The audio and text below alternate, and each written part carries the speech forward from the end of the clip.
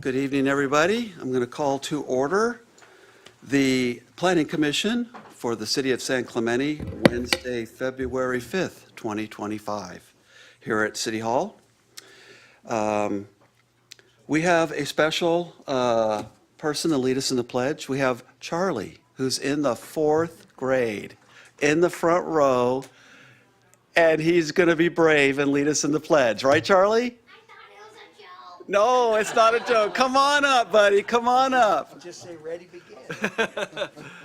You're going to lead the whole, you're going to lead us. We need your direction. It's right there. Ready? I pledge allegiance to the flag of the United States of America and to the republic for which it stands, one nation, under God, indivisible, with liberty and justice for all. Thank you, Charlie. You were awesome. I hope we can do it as good next time. Thank you. Charlie's last name. For the record, yes. Culbertson,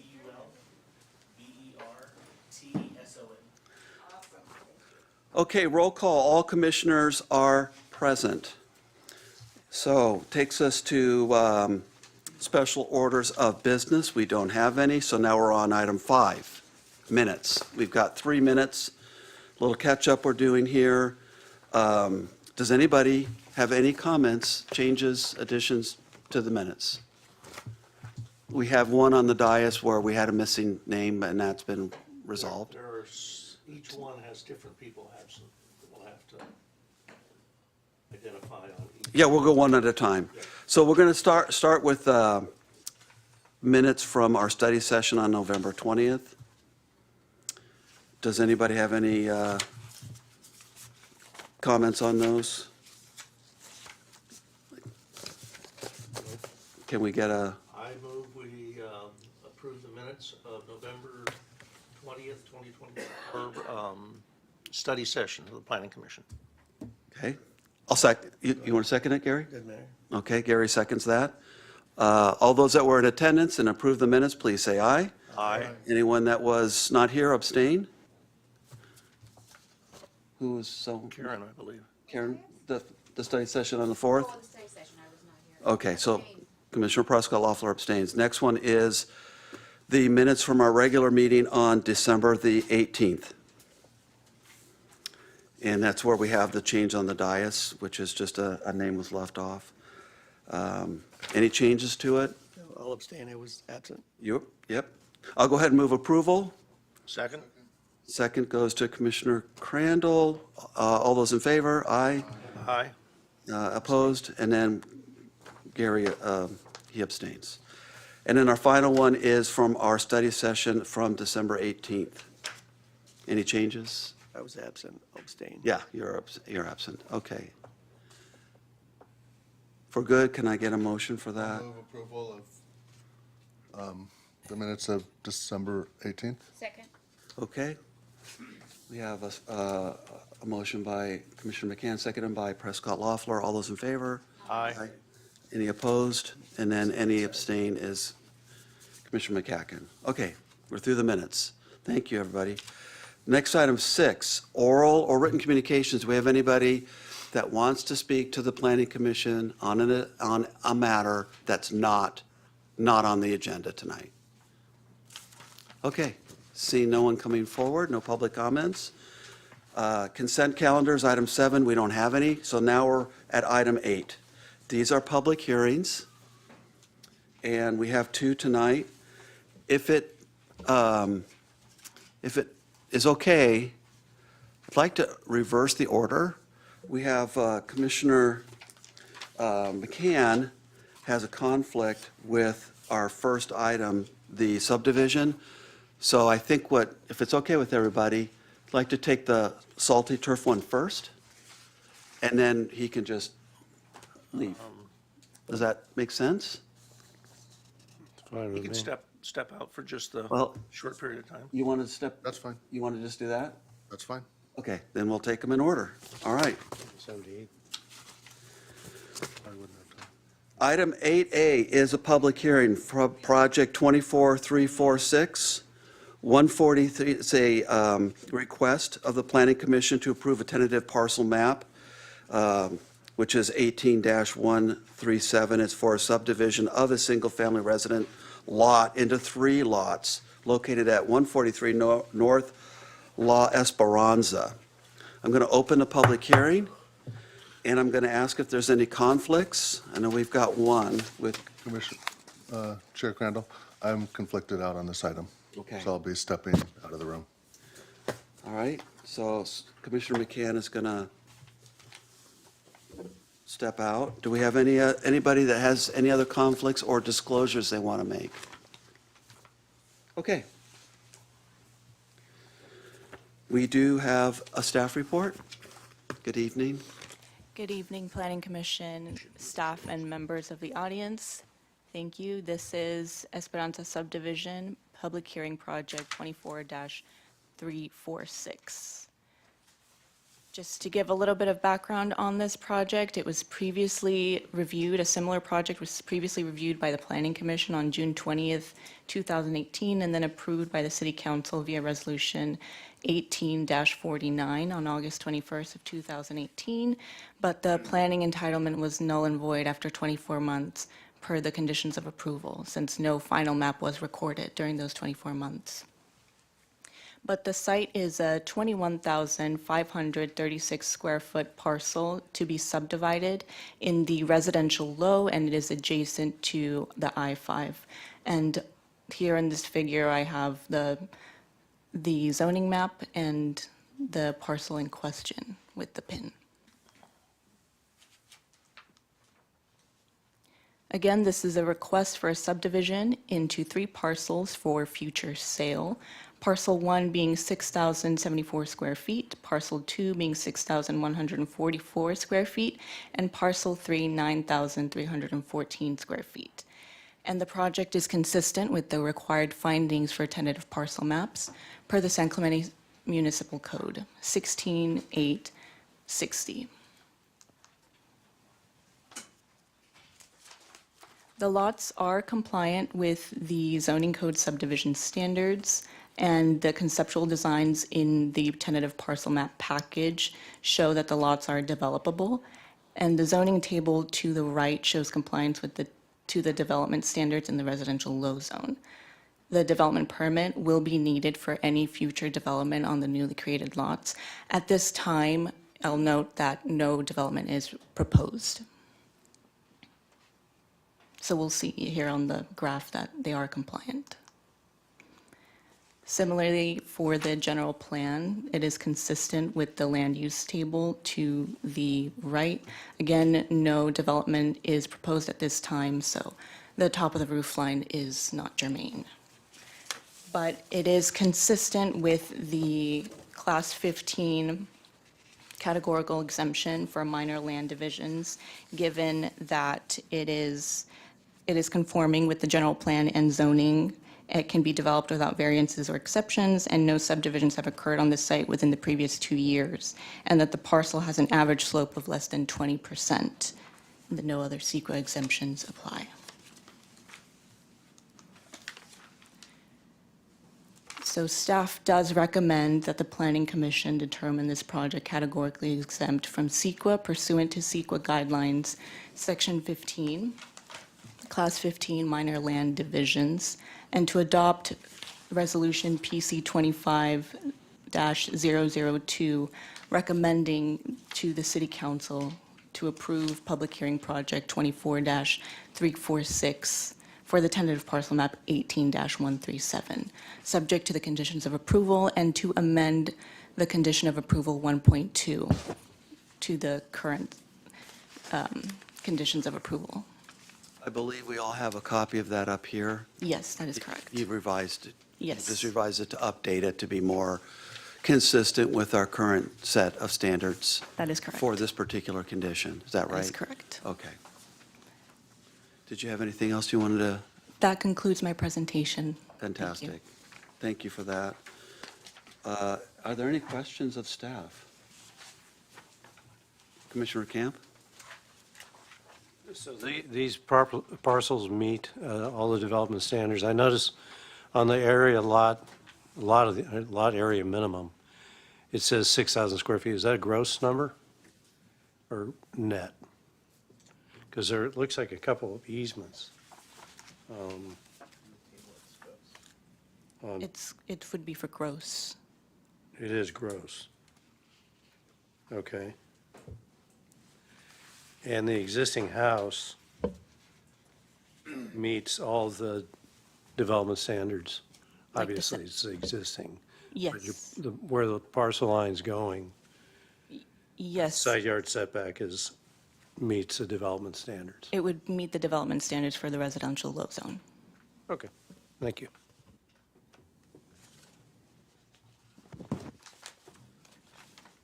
Where did you see the easements? Oh, there's some drainage easements along Oh, the back. got it. Okay, in the back. Gotcha. Okay. That's no factor. Okay. Does anyone else have a question? I have one. Okay, Gary? Sheet number 4 of the 5 that I have, the big sheets. It shows the buildable space of 2 of the lots, and the third lot is cut off. Is there any reason? Because my question is to make sure that, seeing the footprint of the buildable space. This one, The third, third lot's cut in half. That's an existing house. that is, Existing, that is parcel number 1, the existing house. These are the new so two they're going to leave lots. that house? Yeah. The other 2 parcels are showing conceptual designs. So then These- this one that's cut off is the existing house? That is the existing house, which is, Stay. that is going to stay. Any future development on these other 2 lots would need a development permit. Right. I Yes. was checking for the setbacks, front yard, backyard. Okay. Good. Yeah, I didn't know they were. keeping Anyone that. else before I call on the applicant? Okay. Is that the applicant? Mr. Adam? Yes, You're the applicant? So you're Adam Alcruz? I am. Alcaraz, yes. Alcaraz. Welcome. Thank you. You've got 10 minutes if you want to share any thoughts with us about this action. I appreciate your time. So the current owner, Edward Sanchez, he couldn't make it today. He's 90 years old. As Araceli already mentioned, this plan was already approved through City Council public hearing once before, but due to COVID and a couple other issues with the engineer and time went through and unfortunately didn't get extended. So we're basically repeating this all over 2.0. We already went through the county, we had the Mylars already done, and here we are today. So from your perspective, it's just kind of bringing it forward again so you can get it recorded. That's correct. Okay. Is there anything else that you wanted to share with about this action other than that? Seems pretty straightforward. Yeah. That's it. Okay. Thank you. Just let me ask if anyone has a question for you. Are there any questions for the applicant? Nope. Okay. Thanks. Thank you. All right, are we all good with questions of staff and the applicant? I'm going to close the public hearing.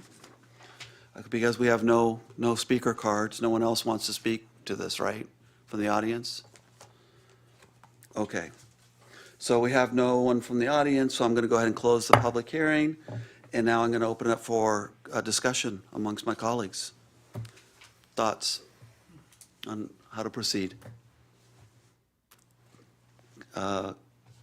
Commissioner Crandall? Yeah, I actually was on the planning commission. This was first reviewed in 2018. I have not identified any changes since then, other than possibly the easements for drainage. Probably some engineering things that were improved since then. And did you have a comment on that, staff? No, I was just going to mention that there are slight changes, variations to the size of the lots, given that originally there was no development, there was no houses on the lot. Now, I believe there are like some differences in like a few square feet in the size Oh, of the just a lots. few square feet, okay. Nothing was at the limit, so I would, I see no reason I'd change my vote on this, and I had voted previously to approve the project. Okay. Does any commissioner have any concerns about the project? about this action? Okay. Commissioner Crandall, do you want to go ahead and make a motion then? I don't mean to put you on the spot, but No, I'll just your mic is on. find it here. I move that we approve the CEQA findings and find that it is eligible for the exceptions, and I'm looking for the motion that they've already prepared for us. I move that we adopt or move along the resolution of the Planning Commission of the City of San Clemente, California, recommending the City Council approve tentative parcel map 2018-137 Esperanza subdivision. Second. Is that the correct? Yeah, and then will the maker of the motion be willing to amend the conditions of approval 1.2 as recommended, as updated by staff? Yes. Okay, and the second's okay with that? Yes. Okay, so we have a motion on the floor determining that this project is categorically exempt using the Class 15 exemption of a minor land division and to adopt resolution PC 25002. All those, any discussion? All those in favor? Aye. Opposed? Passes unanimously. See you at the city council meeting. Thank you. All right, thank you. Have a good night. Appreciate you following the process. Thank you so much. Yeah, you bet. Flip the two. Okay, that takes us to item 8B. Scott, welcome back. This is a public hearing for the Salty Turf Mini Golf, and it is a request of the Planning Commission to consider a development permit 24-590 and a conditional use permit 24-591. And that's for the development of a miniature golf course facility, and that's on the vacant open space land within the Vista Hermosa Sports Park located at 987 Avenida Vista Hermosa. And I do have several speaker cards. Those are blue cards in the back. If anyone is wanting to speak and you haven't turned your card, now's a good time to go do that. I'm going to go ahead and ask my colleagues, does anybody have any conflicts with this or disclosures? Okay.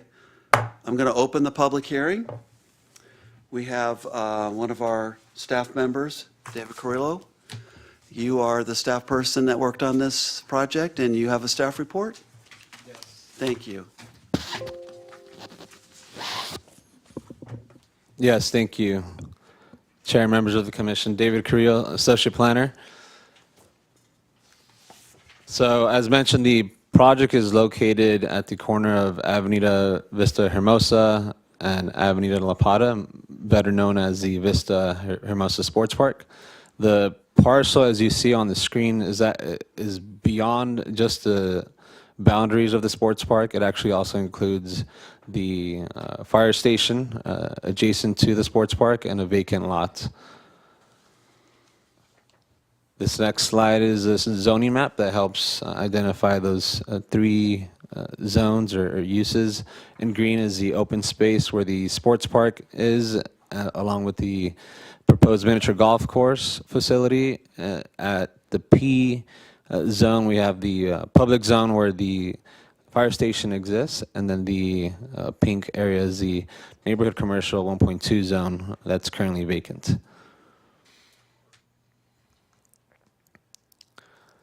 So this project did go, prior to the submittal of the entitlements, it did go through a lease agreement review process that ended up with City Council. It is a 20-year lease. Again, given that this is city property, the lease is to construct and operate a miniature golf course facility. There are entitlement and construction terms that they must meet, and this current process is an effort to meet the entitlement terms and conditions. Under the lease, I'll note here that the hours of operation where they can operate, they're between the park hours of 6 a.m. and 10 p.m.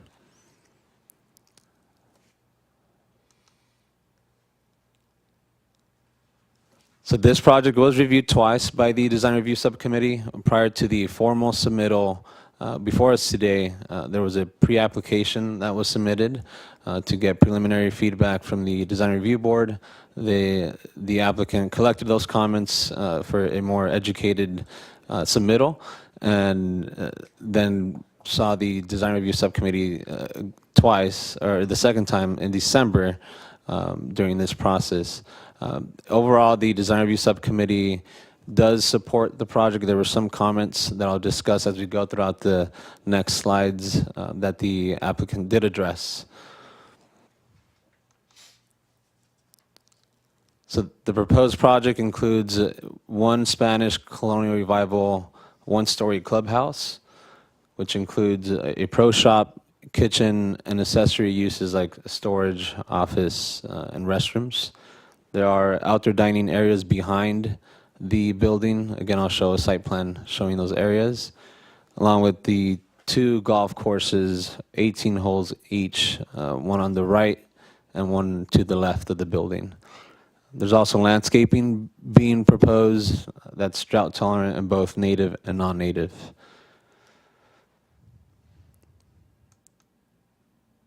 So here's the proposed site plan. This specific site plan, this was used to show the hose pool requirement that's met from Orange County Fire Authority. So we can see how the applicant has shown that distance is met, the building is within that distance.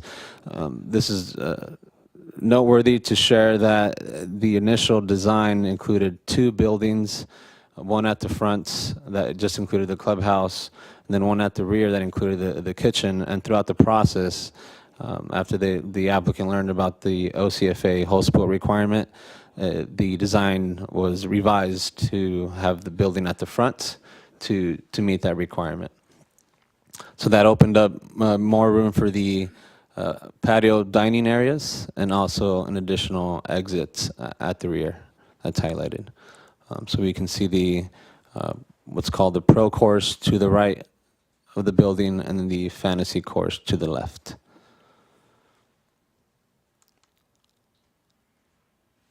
Here's the proposed front elevation, showing your typical Spanish colonial revival elements with the roof, the stucco, the curvature. We have some awnings, decorative tiles. There's a tile mural that was also proposed after the initial round of design review.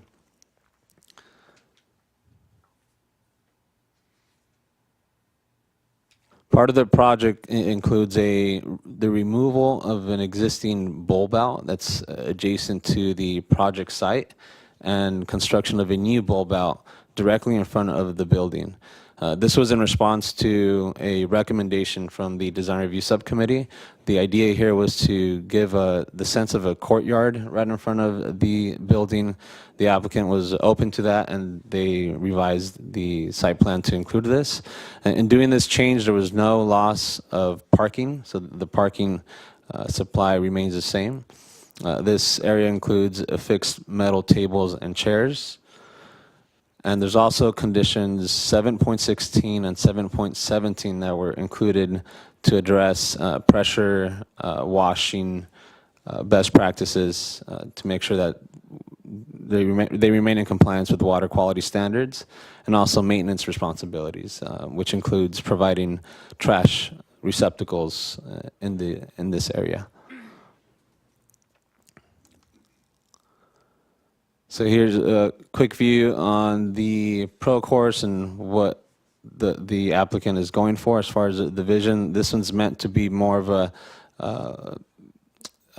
an area that mimics professional courses, that it's not as playful as the next course, where it's, again, on the plans identified as a fantasy course. To the right, there's some images that are inspiring the design of this course, and we'll have the applicant explain more about the idea here, but there's some landmarks that are represented in the golf course, like the pier and lifeguard towers, etc. As far as parking is satisfied. The table to the right shows the current parking conditions. We have the current uses listed on the left. We have the amount of parking that's required per use. And then at the bottom right, we see the parking surplus. So to summarize, the existing supply of parking is 742. The current surplus is 111. And the project, including the golf course portion, the outdoor dining, and the pro shop, requires 86 parking spaces. So that would result in a surplus of 25 parking spaces. Since this is part of a park master plan, we do envision a community center and gym coming in the future. At the moment, the parking supply will not be enough to support a community center. So there has been a condition, we added a condition of approval that requires a shared parking study be provided by the applicants to assist the city in satisfying parking in the event the community center and gym is proposed during the operation of the golf facility.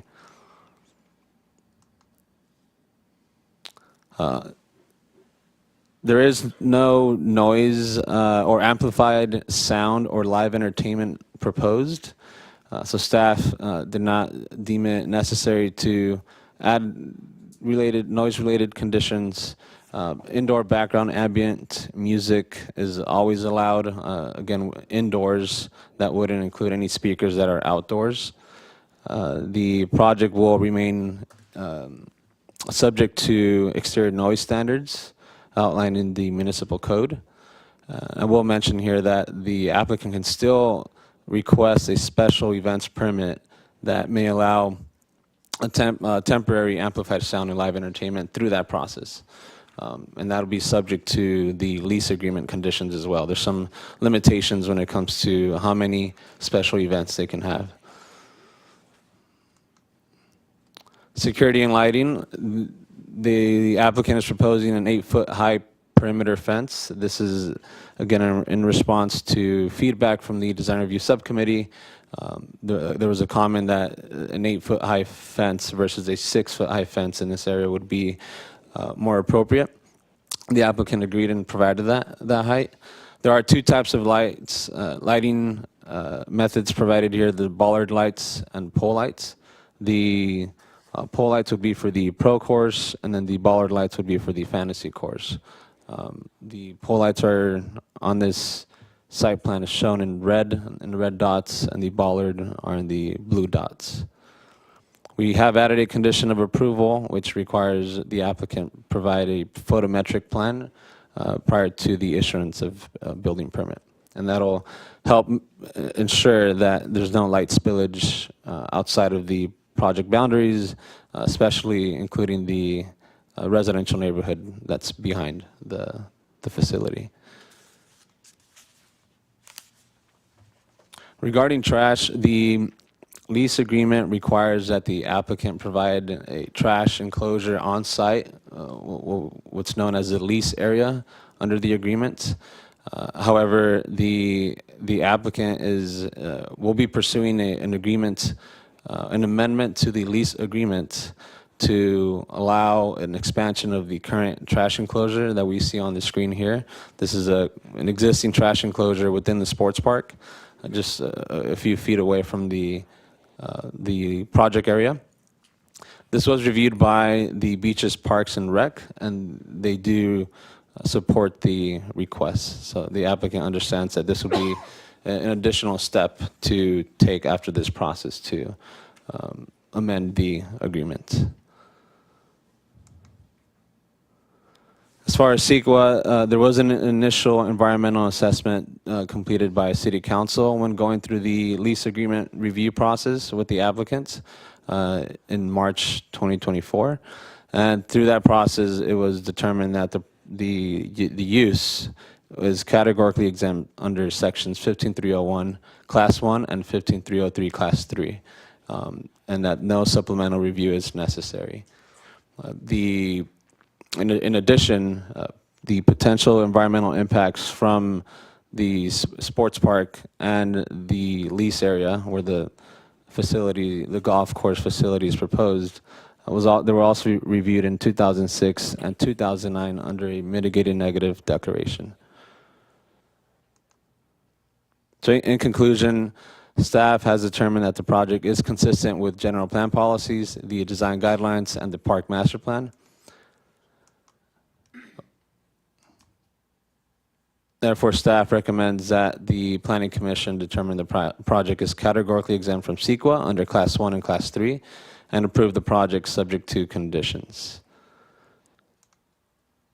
And that concludes my presentation. Thank you, David. Yep. Well done. Thank you. Are there any questions for David before we hear from the applicant? Gary, do you have? I have a question. How many parking spaces are on the soccer field side, not on the, the swimming side or the baseball side? So how many parking spaces are on the soccer side? Let me see if we have a slide here that, Google might. I don't think we have a full one. I think it's an important number because when there's soccer going on here, say on Saturday or soccer games at night or practice, Tamara, are you able to open up the plans? it's hard to find a parking space. So I'm wondering how anybody would find a parking space to park to golf.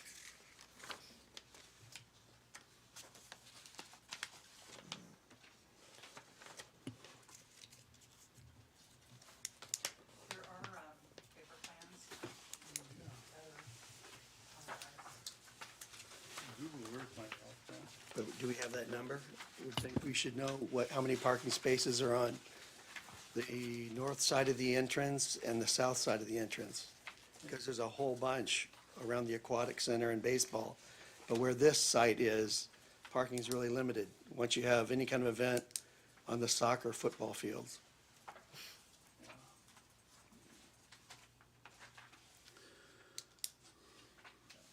Okay, so under the staff report, in the resolution, item B1, project requires 86 spots, and there were, it says here, 111 spots available in the sports park.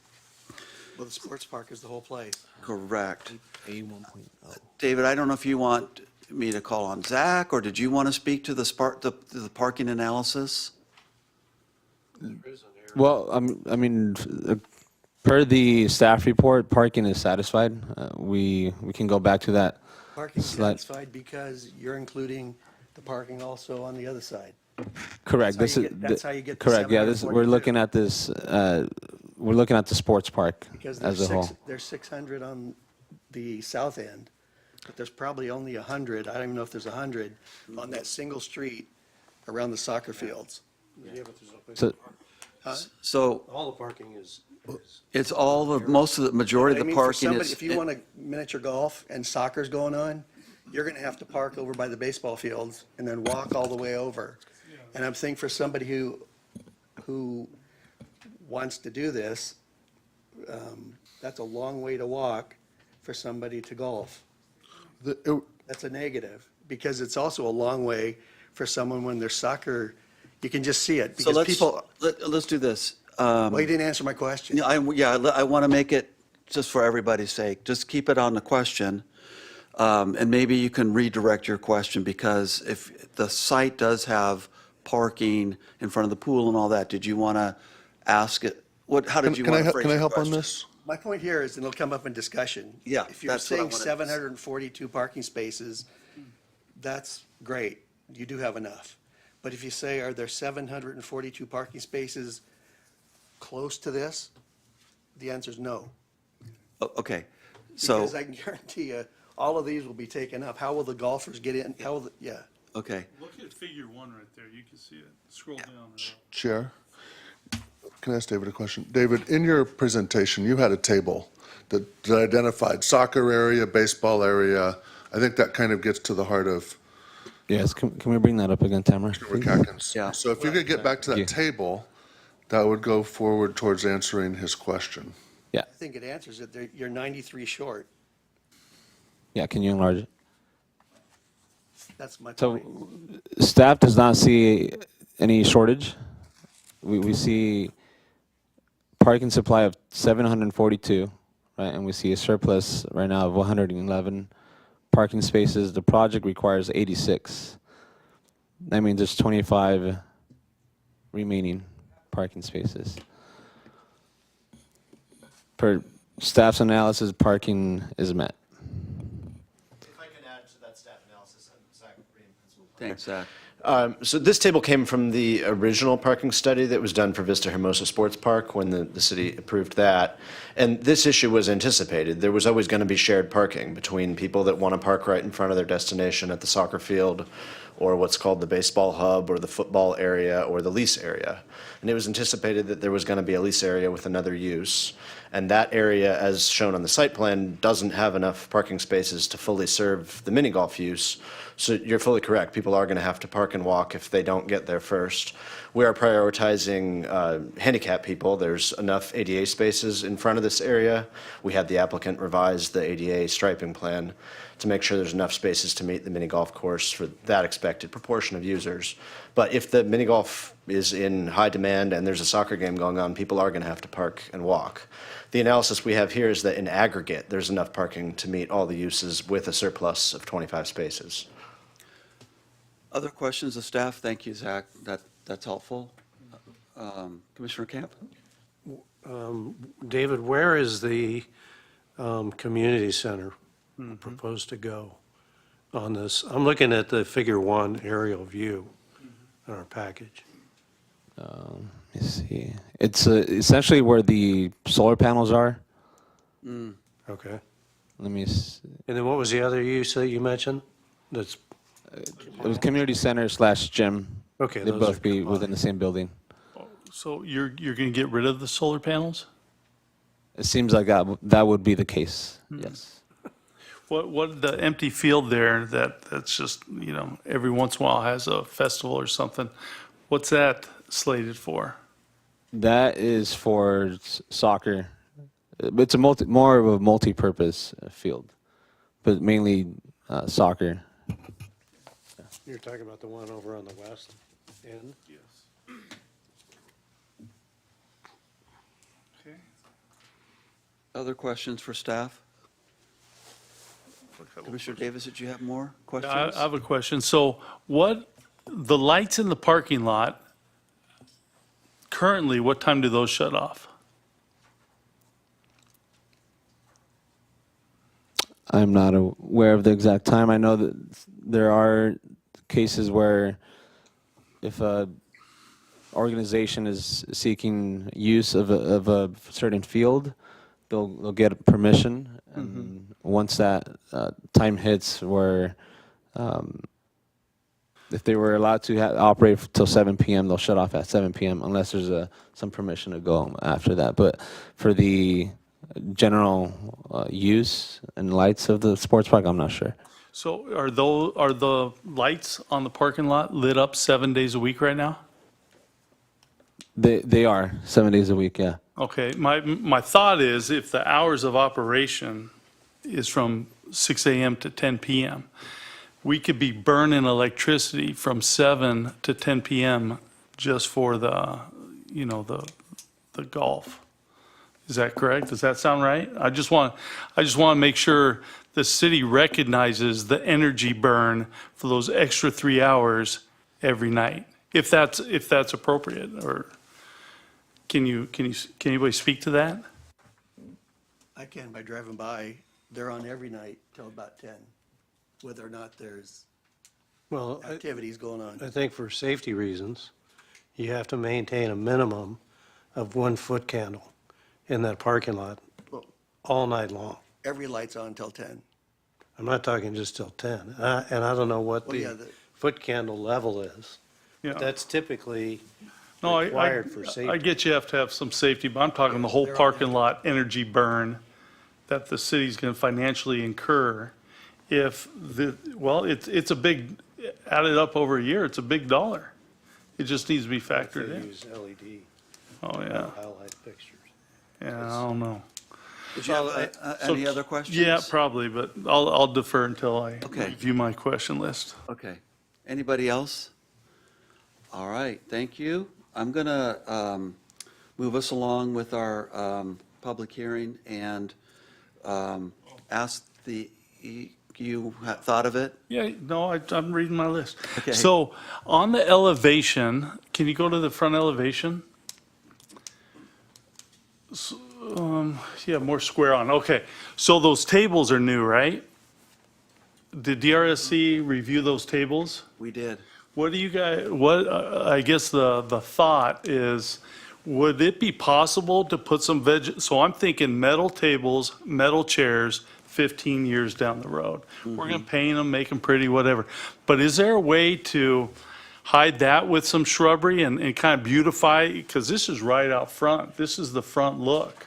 Do we want the front look to be directly into metal I mean, this is a beautiful project. Commissioner Davis, why don't we put a pin on that Don't do question? that if That's yet? okay, and let's have the applicant speak to that? Yeah, that's why I'm bringing it up. Yeah. So I want to bring up my questions so they could speak to it. Fair enough. Okay, Did you- and- Okay, did you have any other comments Yes, you I want? do. Okay, great. So another question too is that wrought iron gates out front. So again, from the profile, it's a beautiful building. So the wrought iron gates that are facing the street, if we could make that stucco and that wrought iron usage be to the side, then we get a more beautiful Spanish style look out front rather than 10, 15-year wrought iron gates. So those are my thoughts, aside from the parking. The palm trees, did we get rid of the palm trees? I read on a DRSC that you guys said, hey, let's get rid of the palm trees and let's implement some shrubbery. Am I right on that? But this is not an updated elevation? Yeah, I can comment. Okay. Yeah, they had a couple of palm trees in front, Okay. which at the pedestrian level, a palm tree, all you see is a trunk. Right? From a distance, they add context and ambiance, but we actually requested that they remove those and fill that with a layered landscape that would grow up roughly 4 to 5 feet. So it would beautify that area, we believe, better than a couple of palm trees, which are basically sticks. Is that an updated elevation per that request? This is. yeah. Okay, okay, I didn't know if that's where you're talking about. It's not just there and that bulb out, it's also adjacent to the front of the building. We had them add that. I think the applicant can probably talk about that, but one of the things I was gonna ask David is if you could maybe just make a blanket comment that they addressed all of the, our comments from the design review subcommittee, which I think they did, and looking. Yes, I did provide a table on page 7 of the staff report that lists all the recommendations from the subcommittee and the response from the applicant. So I'll So it's a good comment, and we did address it, whether it meets your.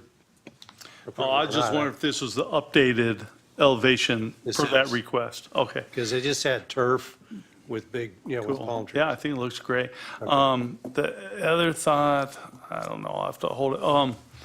Okay, what type of, is it specific what type of events are allowed as far as private events and amplified? We just went through this, so this amplified sound, so that's why it's in my head. So we got 10 are we going to limit or, what is the thoughts on what a private event might look like and what time period?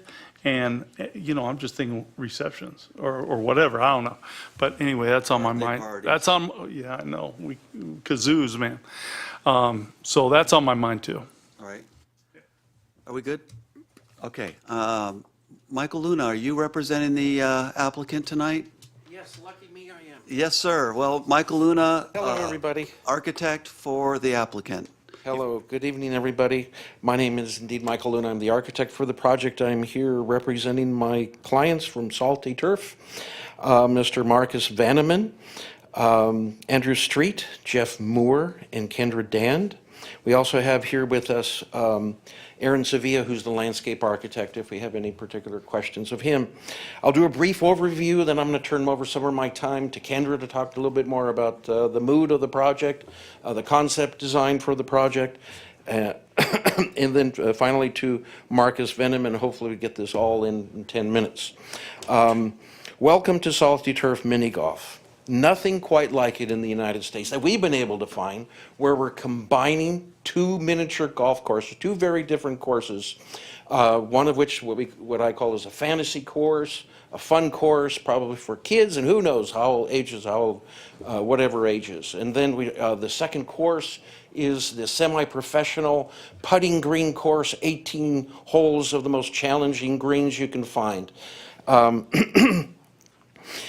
So we're having these two courses with a clubhouse in between, and which will have a food concession not only for the patrons of the golf facility, but also for and it will have the ability to serve out of the front to visitors to the park. So it's going to really address a very big need for the park itself. There's, somebody has to go up to Target right now, and the thought of the kids crossing Vista Hermosa, no thanks. Now we've got potentially a food facility on site.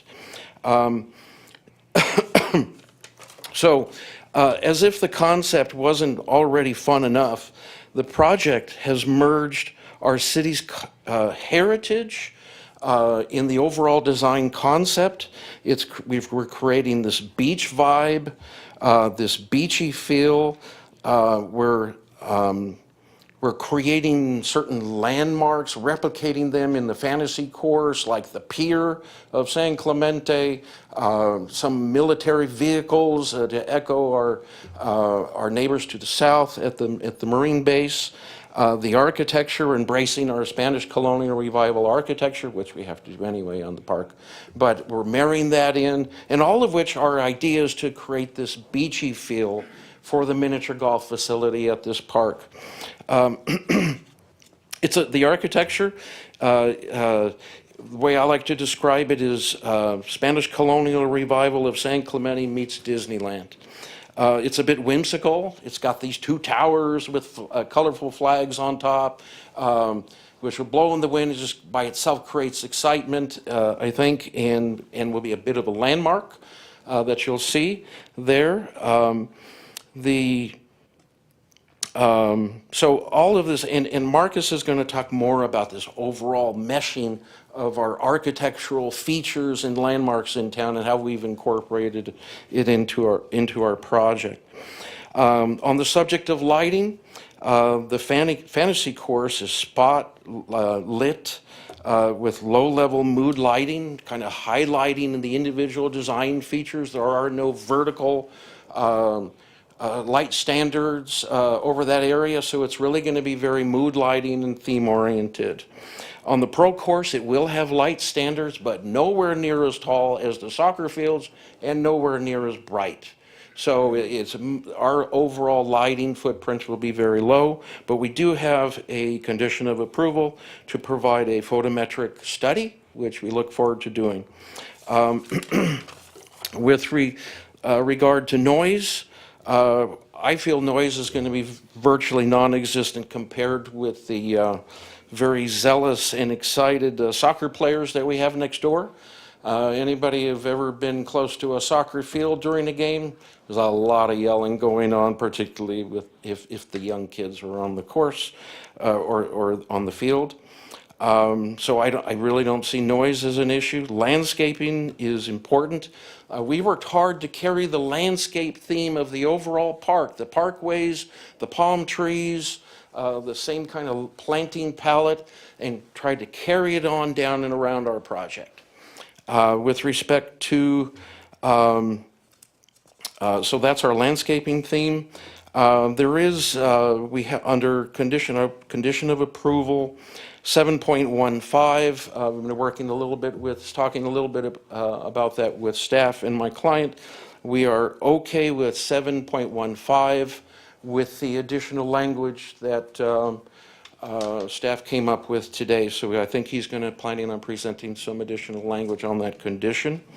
With regard to try now to answer some of the questions that have come up from you here tonight with regard, first of all, to parking distance, I can't see really much difference between walking 300 feet, basically the length of a football field, to visit our property when, for example, at Linda Lane Park, if you park on the upper side of that parking lot and you got to walk all the way down to the beach, it's about the same distance. If you park at the bottom parking lot at Bonita Canyon Park, you're walking all the way up to get to the baseball field, probably the same distance.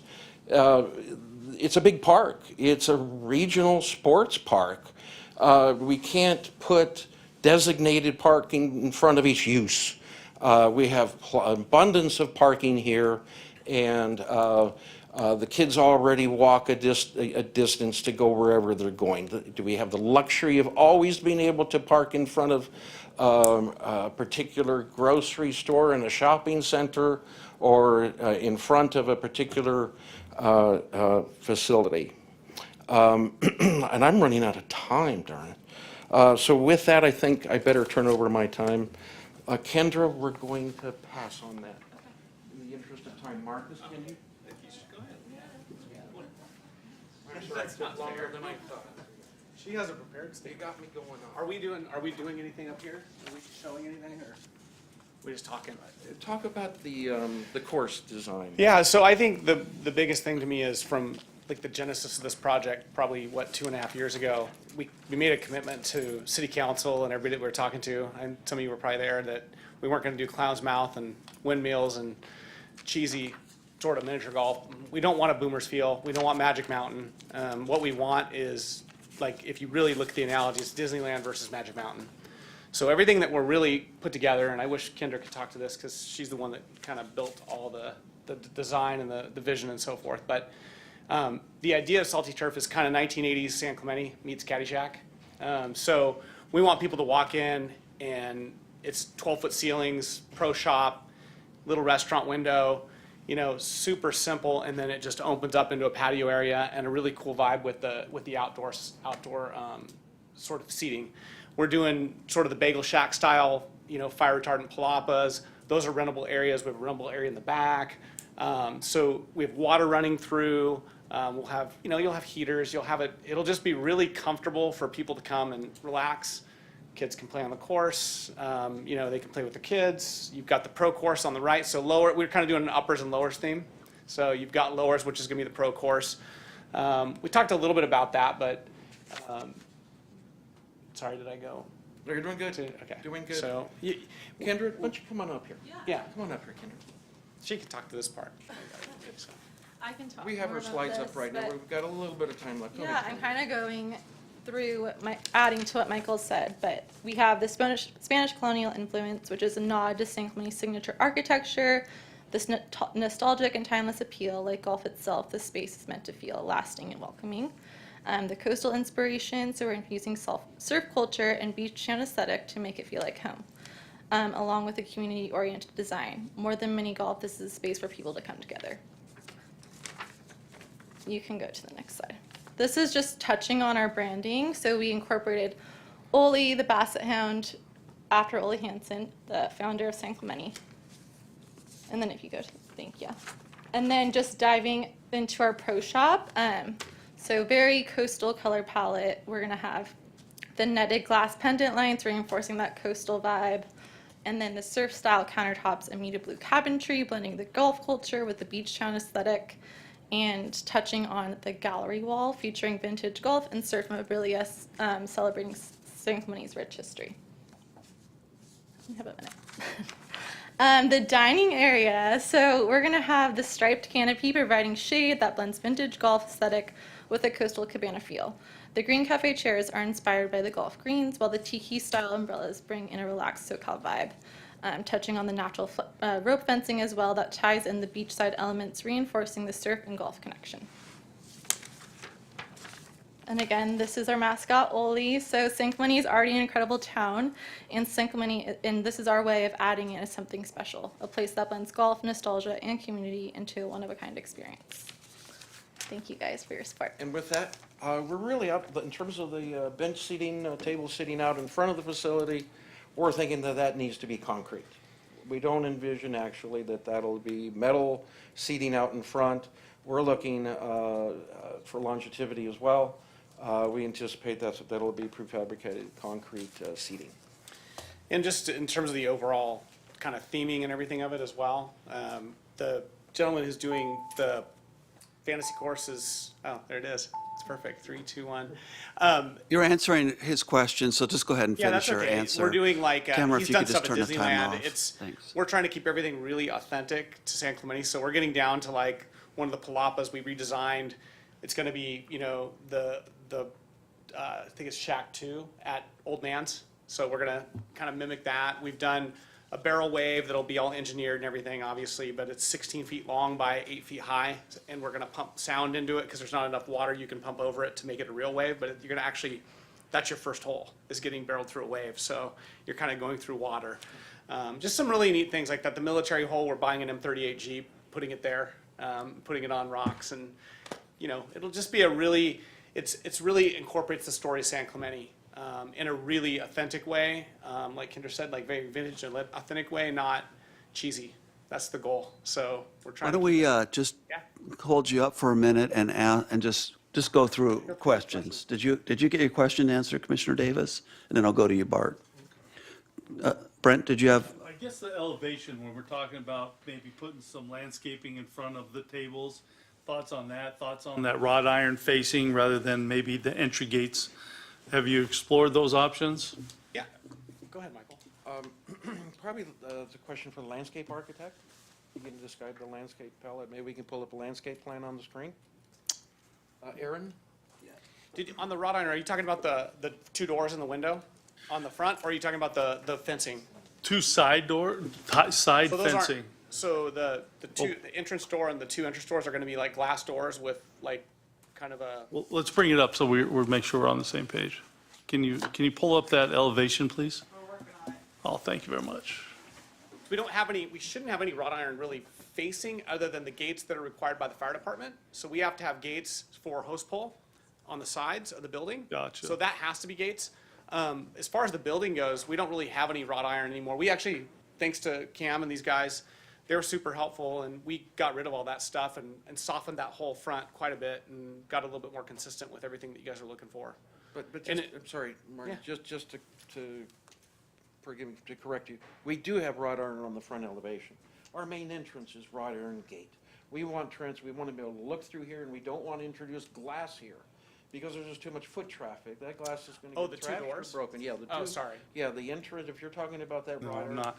You'll see, as soon as this elevation comes up, it'll be easy to identify. Oh, it's just the 2 front, the entry and the exit door are, yeah, that's. On the right and the left of the actual building, Yeah. so those are pole, fire department Those are pole, fire department access ways. understood. Can those be perpendicular to what they are, not perpendicular, but on the entry side, not facing the street, but to the side? Well, it's either, have you explored that? We're still gonna end up with No, a fence but I there at think some it's point. Yeah. possible. Yeah, I think it's possible. We can pull that off if we think that's important. Well, Because ultimately, we are still gonna see some fencing there. Oh. I don't wanna do a solid wall there because it makes the building appear more massive. understood. Okay. So either whether it's still gonna be a wrought iron look. We, I don't know if Cam, if you shared, but I mean, from our first meeting in, I think, October to now, we had where the golfer is, where the Yeah. window is, we had wrought iron kind of everywhere. So we did some significant changes and improvements, and it really did, it turned out, I think it turned out great. Yeah, Brent, they've done some massive changes through that's why we took them twice. Totally. So the first time, you can't recognize it now. So Awesome. They have been very responsive. You see on the middle right-hand side, you got that wrought iron that's a 90 degree, right? It's boom, boom. Yeah, where the bike racks are. Yeah, is there a way to put that, the left one, to continue? Yeah, oh, no, sorry. So this is what I'm honing in on, right? If there's a different elevation, you could see it straight from the street, and that right there, if you look at it square, that's what you're seeing a lot. I just didn't know if that was necessary, if that's something we all want to consider from the front. Probably just gonna be our PSOR stuff that we have to deal with right there, honestly.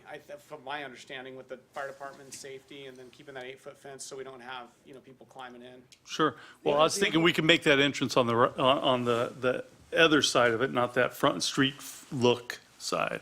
Yeah. So the important thing to understand as well, though, as we're talking about this, is that design of that wrought iron and the stucco columns is absolutely the pattern of development throughout the park. I get We've that. got, so we really embrace that and continue it into our site. It's around the pool, it's around Courtney Sandcastle, I'm not sure where else, but we see it a lot in the park. We're gonna put a lot of plants in there too, Brent. I mean, like, you're gonna have bougainvillea and, a lot of different plants that are gonna grow Copy. up on that and just kind of try to Yeah, get rid of that thing. Cause I don't wanna look at it either. Got it. Yeah, did you have anything, other questions?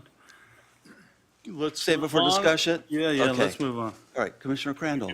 Okay, you've touched on it a Thank you. little bit already, but Michael, could you quickly do a synopsis of where you started with this project and presented it to design review? The improvements you made, flipping the building, et cetera, so the people who weren't at those meetings understand that now it's more park serving with the food up front, the tables, et cetera, and kind of give an evolution. Sure.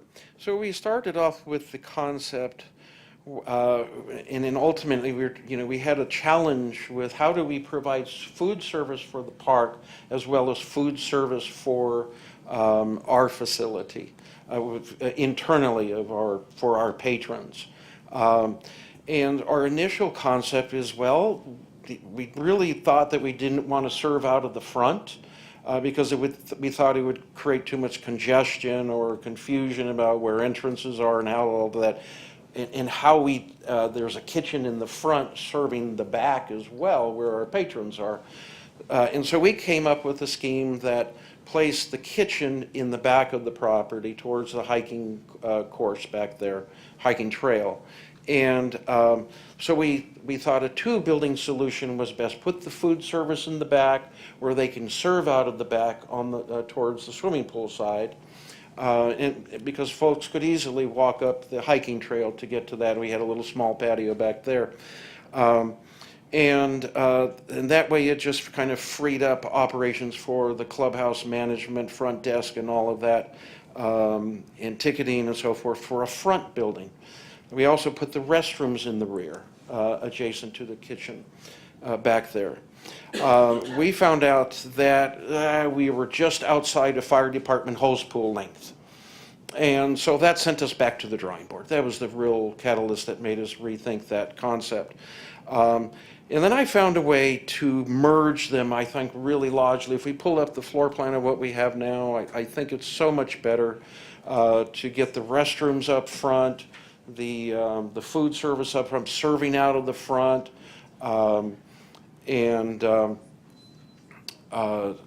so it was really, that was the main change, is that fire department requirement made us rethink things, and we're glad. Sometimes through adversity we get a better design, and this was certainly true in this case, where it can all be housed in one building, thereby creating a much bigger overall open feel. As soon as you come into the facility and you walk through the little past the clubhouse and then you get to the rear patio area with a covered trellis, the overall design intention was always to have this beachy outdoor field where you're sitting under a palapa or under a trellis enjoying the view of the beach or what have you. And in this case, it's the view of the courses.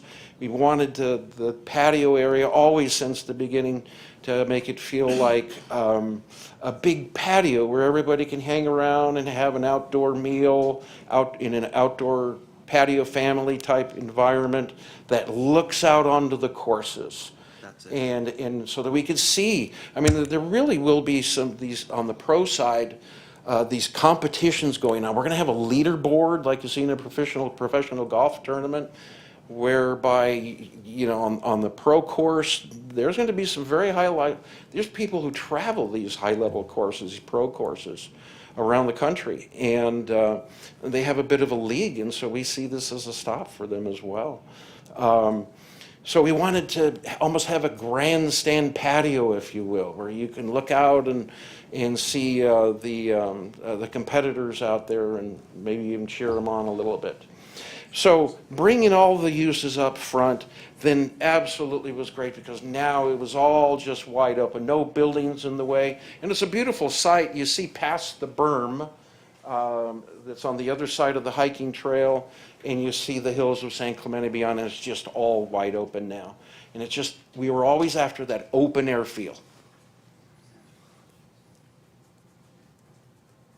Thank you, Michael. That was, I think, good background. And there's quite a few other changes that we did request be made to the facade and the front elevation and landscaping. And I think it was Commissioner Crandall's suggestion to actually put the seating in the front and create that little, that area was parking initially, and to make it more of an entrance.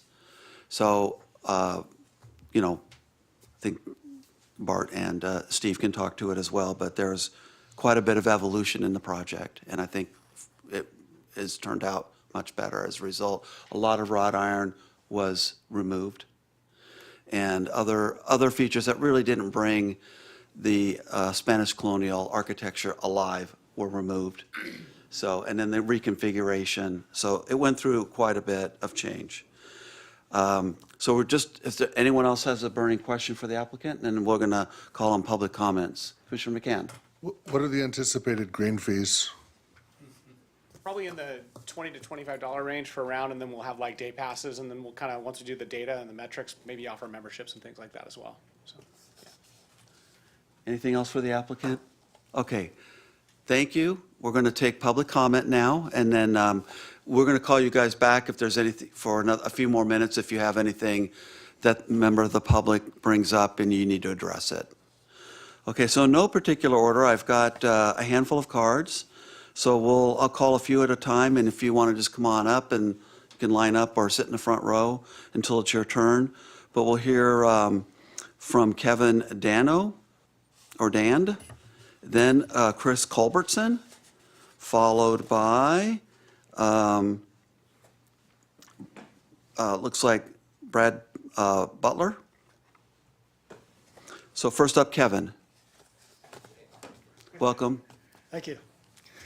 I just want to say I've been a resident of San Clemente for over 30 years and raised 4 kids here.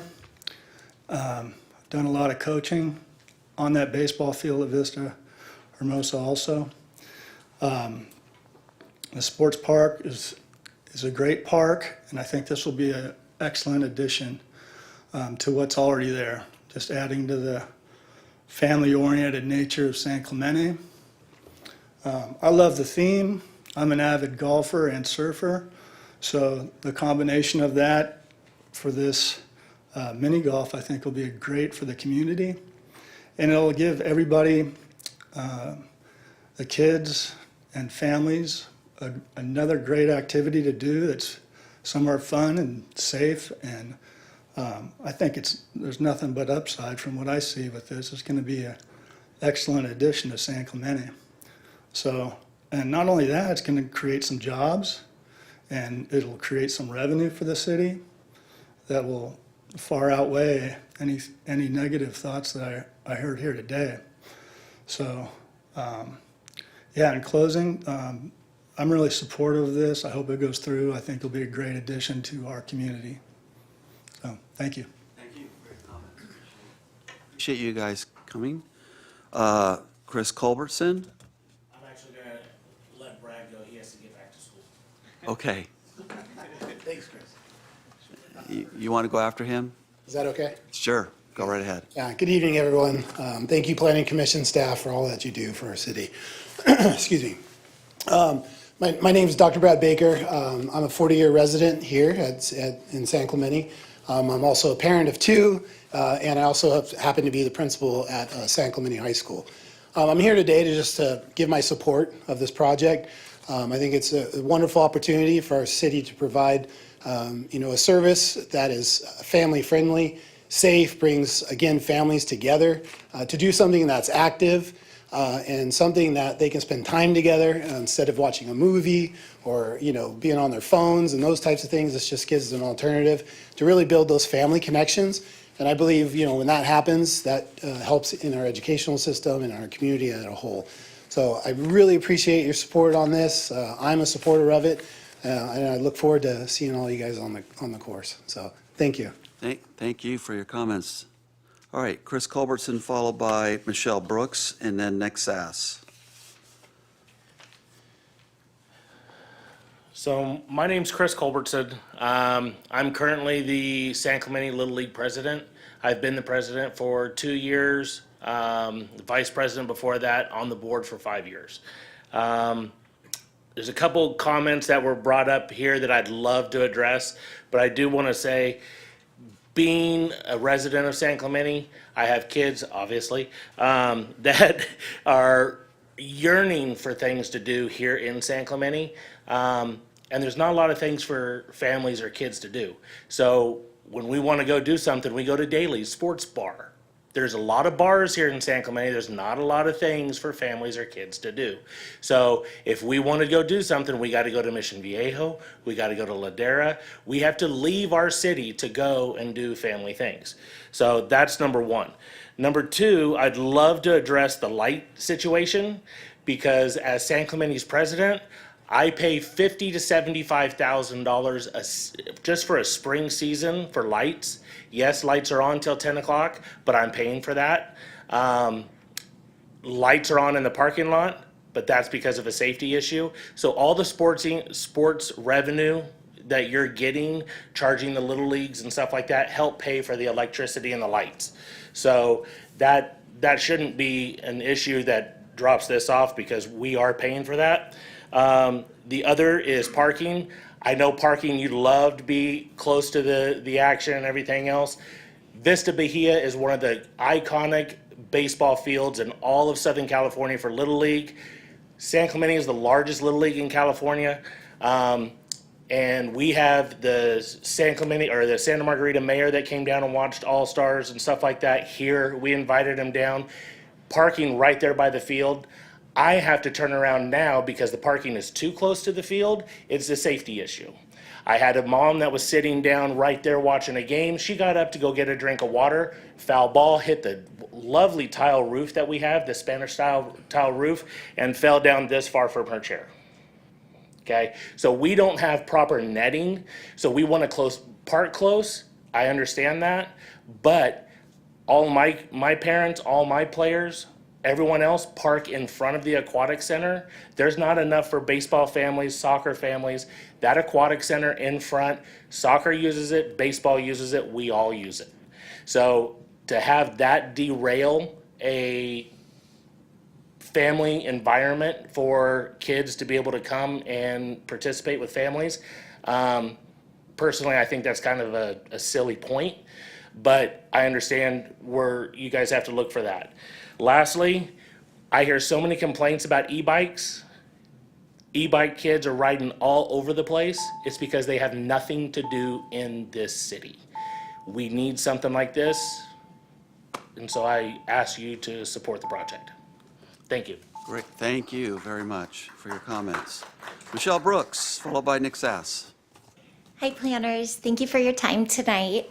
I just also wanted to speak in favor of this incredible new addition to our community, hopefully. I know the people behind it, and they are so solid, so San Clemente, and the community has just been at the center of this project the entire time. And I think you could see from the presentation tonight how Michael said that they're marrying the surf and the military and all these things to come together to really keep it at the heart of our community. And I just think how lucky are we to get to be the ones with a place like this in our town. Nobody else around has this, so I really see it as the gathering place for people young to old, where families can come, kids can have a place to run and play, but also teenagers get a safe space to gather and socialize. And I also see our senior citizens enjoying the patio, the dining, and maybe playing a few rounds. So I really just think it's going to be such a great asset to our already wonderful community, and another box we can check in the wonderful things we have in San Clemente. So thank you for your time. Thank you for your comments. And our final speaker is Nick. Yeah, hey, nice to meet you. I'm Nick Sass. I'm here with my wife, Emily. So I've lived in San Clemente for about 8 years, and I think everything that everyone said is very true. We have 2 young kids, so we have a 12 and a 10-year-old, and we're always looking for things to do. And I first heard about this project when I was watching my son play football at Vista Hermosa, and I first thought, oh my God, this is amazing, because I don't have to go up to Defy or Saddleback Lanes or anything for birthday parties. I can stay here in town. So I just think there's a huge demand for it. And the other thing I would say, and the last thing I would say, is everyone that I've talked to about this, they just light up. They are just so excited about this opportunity, and they are so ready for something like this to come to our town, because I think it will differentiate us, but it also will keep us here locally, and I think that's kind of what we all want. So appreciate your support of this project, and I think I can speak for the rest of the community as well. All right, thank you for your comment. Does anyone else, is there any other member of the audience that would like to speak on this item? Okay, so that is the last of our public comments. I just want to thank the members of the public who took the time to come and speak tonight. It's very much appreciated and extremely helpful to hear that. So thank you. The applicant does, as part of our process, have the opportunity to respond to any public comments that were made, or have any other things that you have a couple of minutes to do that. Mr. Luna, did you want to do that? It's your choice. I think it's 3 on the rebuttal? Yeah. The only thing I would say is that we did put some work into this architecture, and thank goodness for design review. I believe in design review. And we have a much better project because of design review. And the only thing I would just say in addition is just, and I know I'm echoing what the folks said, our kids need this, including my grandson. And I look forward to him walking to this course. Thank you. Very good. Thank you. Okay, I want to turn to my colleagues before I close the public hearing. Are there other questions for the applicant or staff? I have a question, Mr. Chair. Yes, Commissioner Prescott Loeffler. The e-bikes were brought up tonight, and I was just curious, David, is there e-bike parking? I can see where this would be popular for teens. And I see the parking, and I see some bike racks, but I don't see anything for e-bikes. Yeah, I don't believe that was a space that was planned for, but I do see the bike racks that you see as well in the renderings. But I don't know if Michael Luna wants to address that, but that was not part of the proposal. I see bike racks as being outdated now. When I saw the bike racks, it seemed like I don't see bike racks being filled. I see e-bikes being parked. I think when we place bike racks, and bike racks are a code requirement, and the code does not differentiate between whether they're normal bicycles or e-bikes. The bike racks that we're going to put in are going to accommodate both, for sure. And we've discussed it many times. We expect a lot of e-bikes, and that's why we placed 2 out there. I think we only were required to have something like 5, and I think we got 10 or something like that. So let me be clear, so those bike racks can be versatile, they're both? Absolutely, yes. Okay. Yes. Anything else on that? Okay. You good, Steve? I just want to thank the applicant for going along with our suggestions. I wasn't here for both of the design review subcommittee. I think I missed the first one. And there's quite a few improvements from the first one, but even the second one, primarily having to do with landscape. I see some good improvements. We had a lot of pine trees and stuff, which were, concerning in terms of maintenance. And it looks like you brought in some roosts and magnolias, which I think is a great substitution for that. I believe that the landscaping that's been added in the front is an improvement. And so just want to acknowledge that. Thank you guys for making those changes. And I think it's a great project. No questions, though? Yeah. Okay, I just want to close the loop on questions before I close the hearing and then go to discussion. I've just got a request of you. Okay, If you would congratulate the Little League. I've got grandkids in the system. I got a daughter at the high school, and I appreciate all your time and effort for our kids, and I hope we speak for the whole body here, but oh, absolutely. you can So, do that. yeah, Mr. Culbertson, thank you for, first of all, being here tonight and taking your time to share your perspective. It's very helpful, but really, not just the money that you spoke to, but it's quite a labor to groom the fields and prepare them and clean up, and you don't get a lot of city support for that. That's on you and your parents. And if you guys do a great job, you run a great program, so we're proud of you, and we appreciate you being here tonight.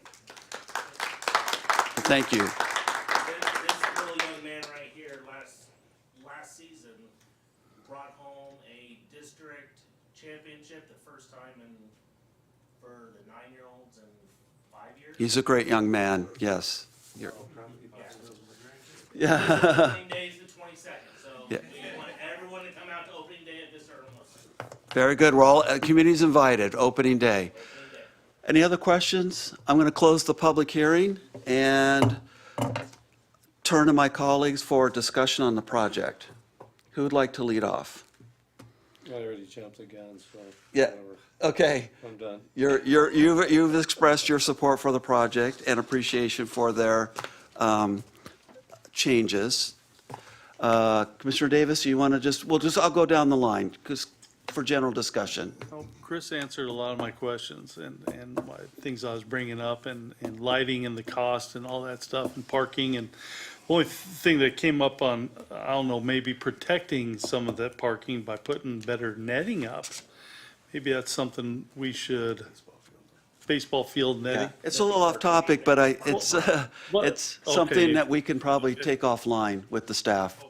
Yeah, that's been an issue throughout town, so it's a common theme, actually. Commissioner Crandall, your thoughts on the project? I'm really pleased with the way it's gone. It's going to serve not just the golfers, but it will help every sport that's played at that park, having a food service, which occasionally the snack bar over by the baseball courts is open, but not always, when they've got volunteers. Oh, great.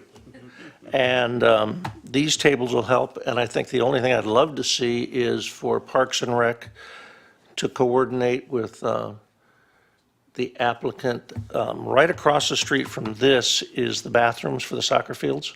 Mm-hmm.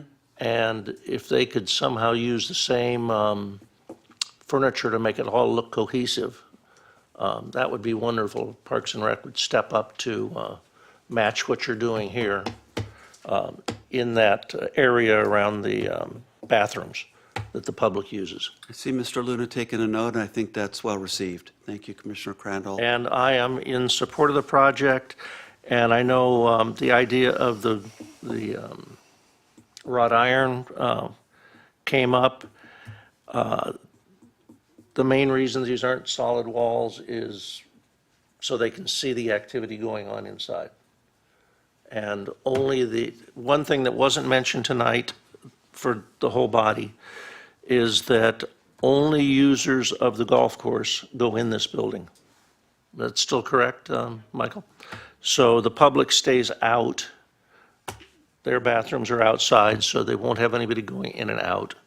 And I'm really glad there's another snack bar for the every sport. The public. Yeah. So I am in favor.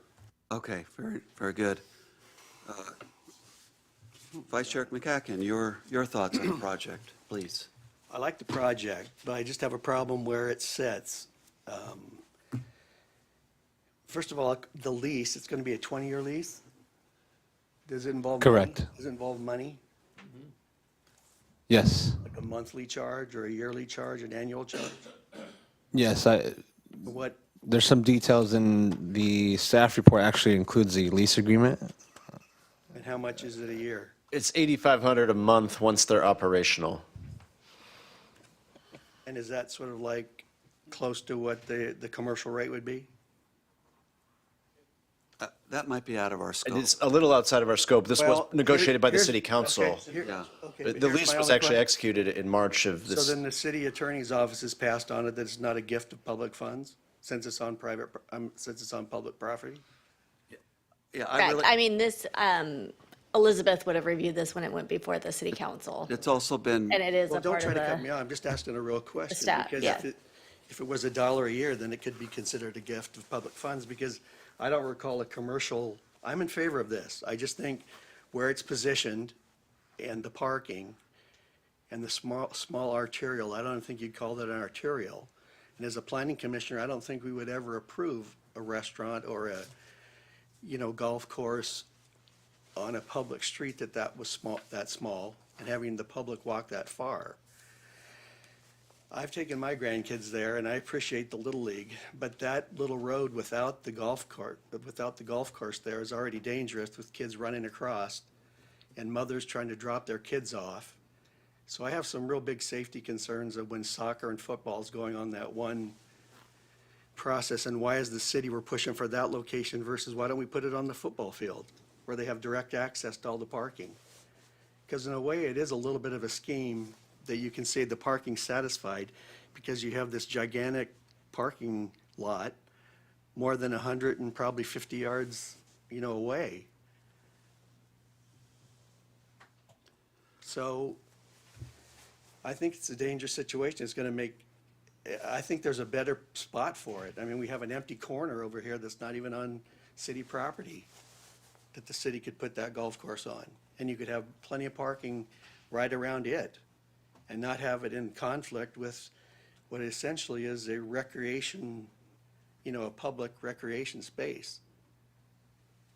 So I love the project, but I have some conflicts with it.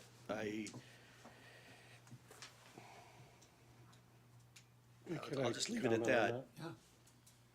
So The parking lot's terrible. It's terrible, just for practice on a Wednesday night for soccer. How are you gonna fit? it's a walk, but I think in terms of the Long location. walk. But the other Okay, thing is yeah. right here, where you have the 2 lanes going each way, so you have a 4-lane arterial. When I walk the grandkids across this little thing where there's a little blinking light, you're asking for an accident.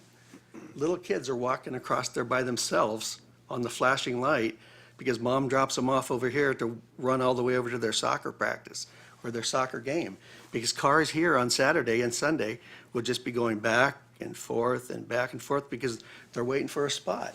It's a terrible spot. And we had a big discussion about that fitness store over by, the In-N-Out Burger, and had a long discussion, but we're not even discussing that. This is more of a risk than the In-N-Out, where we wanted In-N-Out, or we wanted that fitness, company to get us traffic study. Okay, can I Sure. have a response? we're in I discussion. guess. This is the time. I think that the football field location, though it might be more convenient in terms of parking, it puts this facility kind of on the edge or the outskirts of the park. I like that it's central. And though getting to the soccer fields, yeah, you've got to cross sort of twice, with it being on this side of the arterial, as you put it, once they're dropped off near the center, that's only pedestrian walkways. Where do they have to cross the street The again? football field. I mean, right here where you see the stuff coming out by the little playground, that's where they have to cross and then walk all the way over to their soccer fields. Why can't this entrance why can't this entrance get be on the walking path where you walk by the pool and then enter the golf course place where you wouldn't have the conflict of that small arterial? What What do we even rank that arterial as? It's not a public road, it's a driveway. It's a drive aisle. It's a drive aisle in a parking lot. Yeah. To me, it's pretty minimal, because, once you get dropped off, even if it's on the parking lot side, you still, you have to cross, you're right, you have to cross right there. I'm just worried because my You have grandkids to are going to be cross crossing there. for almost every kids- function in the park, right? Okay, but it's Other like- than the football field, Okay. which to me. I know I'm on the losing end, but as a planning commissioner, I would not put an In-N-Out, or I would not put any restaurant in a park on that street. Yeah, I If don't, that was the only street, I wouldn't do it. well, first of This is all, being made okay because of the gigantic parking lot off in the area, otherwise it wouldn't fit. And I'm just saying it's really not the appropriate spot, although we need it in town. But I'm talking about the health and safety. yeah, and I if you, think it really is wimpy on that end. So the only other spot is the football field. Well, you're taking up 85 cars, actually, there's only 96 car spots, and they need 85 of it. So you're leaving, what, 13 for any other activity, any activities that are going on those fields? 25, I think they said. Well, it says 97 here. I don't know where 111 came I from. got a comment to that. So, I'm just saying for safety's sake. no, I Put hear, the project somewhere else on the park. I hear it, but I think if you put it down where like the football field is, right? Kids from that baseball field are gonna be running across the parking lot to get to that, right? So if you put it where it is, you got crosswalks to get to a sidewalk from the soccer fields, from the baseball fields, and a sidewalk from the football field, all using crosswalks or sidewalk to get there. So I think we got to encourage the pedestrians to use these sidewalks, even though it's not required anymore, right? We went through that the other day. But I think there's, I do want to ask that, is the sidewalk being extended all the way to in front of where the solar panels are? All the way around to the DG trail, all the way around the whole project. We used our land to do that. So we're, Oh, I see. All the way to DG, what, you can go all the way around it. I think that's number one. Yeah. So that's gonna help a ton with, you could go up the DG trail and come around that way if parents are worried. They could say, go up the trail, Oh, yeah. dirt trail, make a right, and walk on the sidewalk and don't cross the street, number one. Number two, that pier that, I can't remember if Steve or Mark. yeah, I'm going to have to ask you to come up. I'm And- going to open the public hearing so that we can just get the answer to your question, which I believe you're trying to indicate that there are multiple Yeah. pedestrian access points. Yeah, because this came up, so it's a super good question, Gary. I think it's really helpful. So we are extending that, the public sidewalk all the way from, it stops about halfway through the solar panels. We're going all the way around, all the way to the DG trail, which is like where the trash receptacle is right there. So you can actually park in that lot, drop your kids off. They can walk right by the aquatic center, go up the DG trail and make a right and come around. We timed it. It's like a 3-minute walk tops all the way around. That was one answer. And the second thing is, I think the flow of traffic through that lot, because I've been through there a lot too, by putting that pier island, I can't remember if it was Cameron or Steven or someone who, or Bart, that you guys suggested putting that in front, I think that's gonna slow everything down in there. Because you're gonna have kind of more of a, it's more stationary. It's not just a thoroughfare parking lot anymore. It's kind of a destination. So I think, Gary, from a public safety standpoint, I think that actually, that island and the seating and all that, it's gonna just kind of slow the flow of everything there down, so. Can you bring up Google Earth? Because it's real easy to see what he's saying on Google Earth. And it makes sense. We could have a lot of people from the pool and from the football field. That's kind of the view right there. I mean, you'd have to zoom in, but Okay, that's good enough for it. That's the Yeah, view. yeah. Yeah, this is like a 4-minute walk. This is like a 2 or 3-minute walk. It's literally, so if you didn't really want people to go here and cross here or whatever, you could just come up this and go around.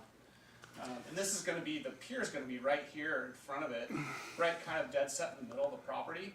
So that should just really kind of slow things down. There's more handicap parking there, make it more of a destination than like a pass-through. Was there any consideration of moving the solar panels and sliding your? Sidewalk. I wish. But you can't see it on Better there. property. Just because if Let it was him see oriented it. to where people could walk like by the playground and enter, Yeah. you wouldn't have the conflict with all the soccer field, because I can guarantee on a Saturday, I can guarantee after school, Yeah, it is what it is. I mean, I wish we had better. Your people are gonna have to be parking over here, because all the moms I are do gonna- think, okay, I do think you actually explained that you can walk on the path, not go on into the parking area. I think that does satisfy that. Just for the commission's sake, when we were in design review, we had Samantha Wiley, who is the Director of Parks and Recreation, attend our first meeting. She introduced the project. This is her project, it's her park. This is her responsibility. And They directed to me. I'm just explaining this to everybody so that you know what I It's know. not her park, it's our park. Look, this is her responsibility, and she brought the applicant in and said, she's entered into a lease, this is the area that she wanted to put that use in. So we're going off of staff direction on that as a concession and a lease that Samantha brought forward. So we were working based on that so that, we're all on that same page, that this has gone through the Parks and Recreation Department, and they thought this through, and this is the spot they wanted to put this use. So we zeroed in on the aesthetics and the design and how it would function. And we did speak extensively about the pedestrian interface, and that's why we wanted to facilitate both a rear entrance and a front entrance. And so you can access it through the park in the back, the little playground area from the back, or you can walk on the sidewalk all the way to the front. And all you're doing is you're crossing like the parking lot as if you're going to the soccer field or as if you're going to the pool. It's the same crossing. So it's not any different. We have the public hearing open to answer any questions. And so, Michael, if you're raising your hand, did you want to provide additional information on that? I would just want to remind everybody that this park was master planned for precisely this type of use on this site. Since the inception of this park, they earmarked that site for a use that is extremely similar to ours. A miniature golf facility has been long for decades thought of here. And it was master planned. This park just did not, evolve over time. A lot of work went into this facility, a lot of planning, a lot of studying on circulation and pedestrian access. And indeed, to be clear, there is absolutely a sidewalk. I mean, if you're at that pool, you can absolutely walk on sidewalk all the way over to our front entrance. If you're at the football field, you will have a sidewalk. You don't have to cross a bit of traffic. The only folks that might have to cross is folks from the soccer field on foot, and now we've provided a crosswalk with hatching marked crosswalk, which doesn't exist now. And the folks from the baseball field, if they want to come over and visit, there's absolutely a code standard intersection with crosswalk designation and striping and so forth. And there's already folks going between the soccer field and the baseball and the rest of the park now anyway. So it has been master planned. Thank you. Chair, can I give my thoughts on the project? What's that? Can I give my thoughts? Well, I'm just going down the line. I want to make sure we've gotten did you have anything else that you want to bring up? Enough. Okay. Chair, if we're done with questions, we should Close the public hearing, yep. Commissioner McCann, your thoughts? I think this is a great project. I think it's whistling in the wind to say it should be here, it should be there. The city signed a lease in that location. It's been master planned. The football field is built, the parking lot is built. So I think it's a great project. Thank you for putting so much care and attention into its design. I look forward to voting yes on it. Great. Commissioner Prescott Loeffler, your comments? As always, I appreciate all the comments of my fellow commissioners, and Gary is always insightful. I'm satisfied with the parking, and I am confident that the parents will watch the littles as they go back and forth. There's a lot going on there anyway. Even when the carnival is there, it seems to be able to handle all the parking and all the kids.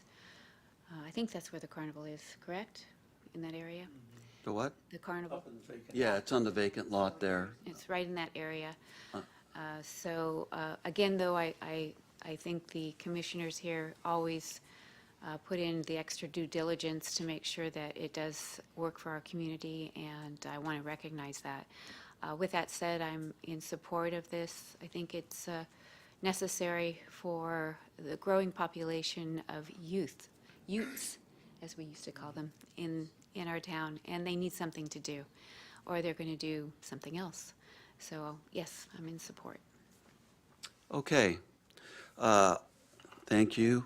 So I'm on the same page as most of you. I think the applicant has bent over backwards to accommodate our concerns. And we've been through design review twice. Every time we asked for reconsideration of their design, they made it.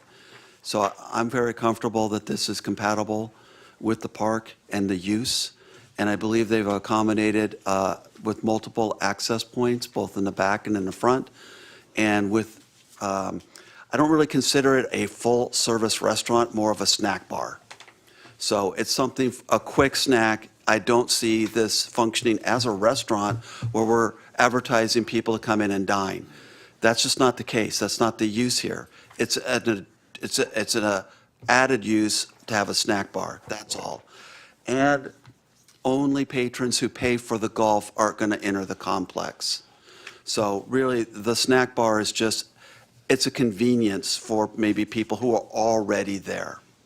So with that, I can make all the findings of this project, that it is in compliance with the things that we need to find here.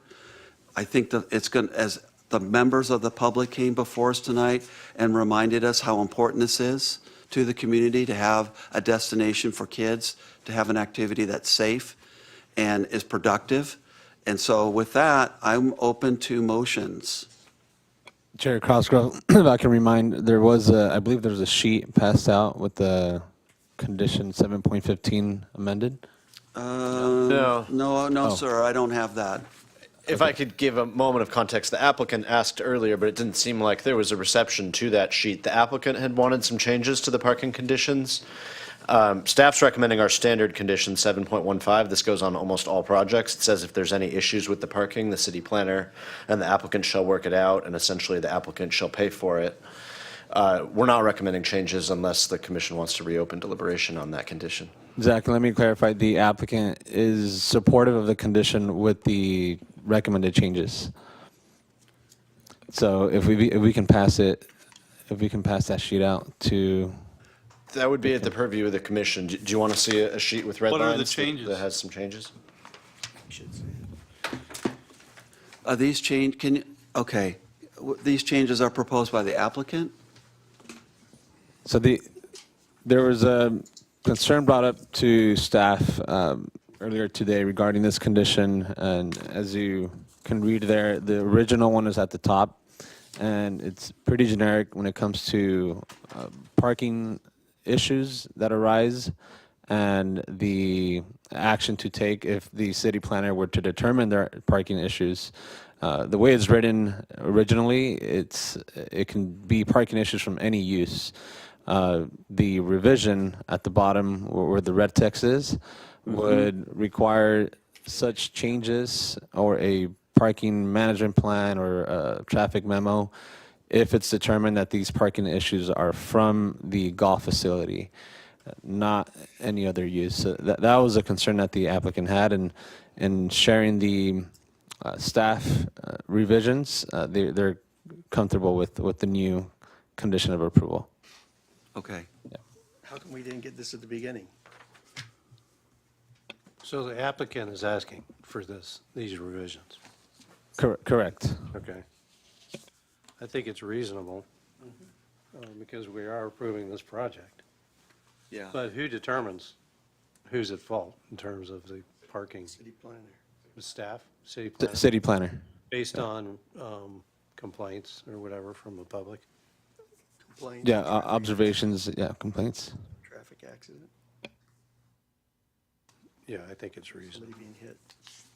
So really, it boils down to, they don't want to be penalized if there's an issue with other uses on the park and the park, which I think is That's what it I'd looks probably like want to that me. too. Traffic engineer, has a traffic engineer reviewed this project?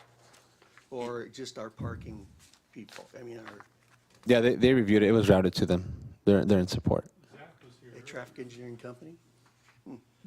Not a traffic engineering company, but our engineers reviewed the project. Doesn't really have anything to do with that, though. It's really just defining them, you know, as sort of being exempt from general issues, which the traffic state's Let me not just, gonna let me handle. just take a look up them down the line. You okay with this? Yes. Steve? Gary? I don't know, haven't read it all. Okay. Bart, you're good? Brent? No speed rate. Okay. I'll tell you what I'm going to do is I'm going to go ahead and recommend staff recommendations. I'll make a motion. I'm going to move staff recommendations. One, to determine that the project is categorically exempt from the requirements of CEQA, pursuant to the guidelines section 15301, class 1 existing facility, and class 3, the new construction or conversion of small structures, that no supplemental review is necessary. And recommendation number 2, adopt resolution PC 25-001, approving the development permit 24590 and a conditional use permit 24591 for the Salty Turf Mini Golf, subject to the attached conditions, including the revised condition of approval 7.15 as provided in the red lines by staff. Second. Okay, I've made the motion. It's been seconded by Commissioner McCann. Is there any discussion on it? I just want to mention, I'm sorry, go ahead. Commissioner Preskauer, go ahead. Thank you. I just would have preferred to have it sooner than later. The red line? Yeah. Noted. Okay. Bart? Good discussion? Didn't hear, did you include CEQA? I did. Yes, sir. Okay. All those in favor? Aye. Aye. Opposed? Passes unanimously. Congratulations. You have your permit with the 10 days of appeal. I always have to add that. All right, thank you, everybody, for your attendance tonight and your support of your city. We appreciate you being here. And thank you to my colleagues for that discussion. I thought it was very healthy and productive. Item 9 is new business. We have none. We have no old business. Now we're on item 11, which is reports of commissioners and staff. Zach, did you have any staff report that you want to provide in Jonathan's absence tonight? I have nothing to report. Jonathan will be well saved for you next time. Okay, very good. Any commissioner reports, any items that a commissioner wants to bring to, okay. So do we have an agenda for the February 19th? Are we adjourning to that meeting? We do? Okay. So I'll go ahead and move that we adjourn to the next regular meeting of the Planning Commission, scheduled for Wednesday, February 19th, 2025, 6 p.m., to be held here at City Hall. I'll second. Seconded by Commissioner Camp. All those in favor? Aye. Opposed? All right, we stand adjourned. Thank you.